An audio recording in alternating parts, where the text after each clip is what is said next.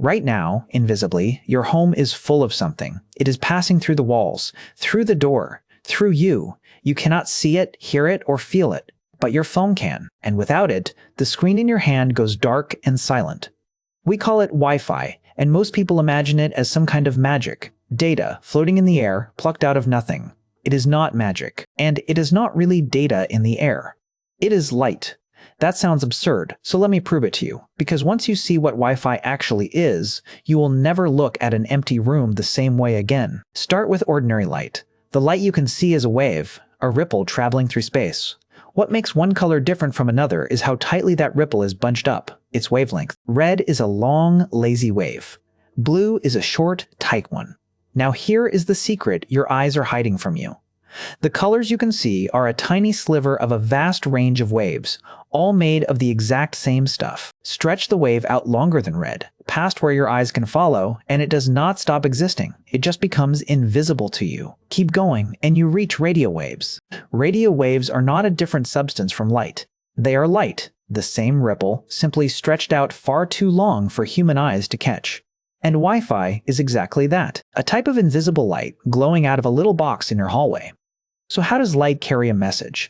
Inside your router is everything your devices want, but in the end, it all comes down to ones and zeros, on and off, yes and no.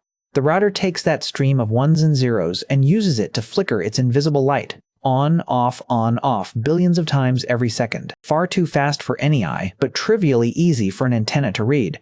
That is the whole trick. Your router is a lamp, blinking a coded message in a color you cannot see. Your phone is reading the flicker and rebuilding the ones and zeros on the other end.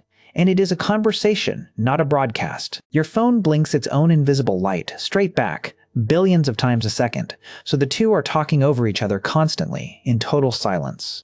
Now, why does this light pass through walls when the light from a lamp cannot? Because of that wavelength again. These long, stretched-out waves are big and patient. A wall that easily stops the short, tight waves of visible light is no real barrier to the long ones. They wash through plaster and wood and glass like a slow tide rolling over pebbles. But not perfectly. Every wall steals a little energy. Every floor saps the signal a bit more. Which is why the magic fades the further you walk from the box, and why one stubborn brick wall can kill your connection 3 rooms away. And here is a strange, almost funny detail. One of the common Wi-Fi frequencies happens to be very close to the frequency that makes water molecules jitter and heat up, the exact principle your microwave oven uses to warm your food. So, when your Wi-Fi stutters the moment someone reheats last night's dinner, that is not a coincidence. For a few seconds, a leaky metal box in your kitchen is shouting in almost the same invisible color your router is trying to whisper in. Step back and look at the room you are sitting in. It is not empty. It is glowing, crisscrossed by invisible light, blinking billions of times a second, carrying messages and videos and voices through the air and through your own body without you feeling a thing. You are not surrounded by magic. You are surrounded by color.